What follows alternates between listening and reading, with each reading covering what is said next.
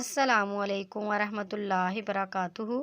ایک دفعہ بس میں سفر کے دوران میرے بغل والی سیٹ پر ایک لڑکا اور لڑکی بیٹھے ہوئے تھے۔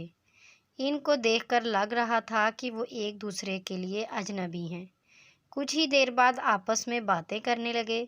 پھر بات چیت اس مقام تک پہنچ گئی کہ ایک دوسرے کا موبائل نمبر مانگا جانے لگا۔ لڑکے کا موبائل کسی وجہ سے بند تھا تو اس نے جیب سے ایک مڑا توڑا کاغذ نکالا، لیکن لکھنے کے لیے اس کے پاس قلم نہیں تھا۔ بازو والی سیٹ پر بیٹھا میرا سارا دھیان انہی دونوں پر تھا، اس لیے میں سمجھ گیا کہ لڑکی کا موبائل نمبر لکھنے کے لیے لڑکے کو قلم کی ضرورت ہے۔ اس نے بڑی امید سے میری طرف دیکھا کیونکہ اس نے میری قمیض کے سامنے والی جیب میں لگا قلم دیکھ لیا تھا۔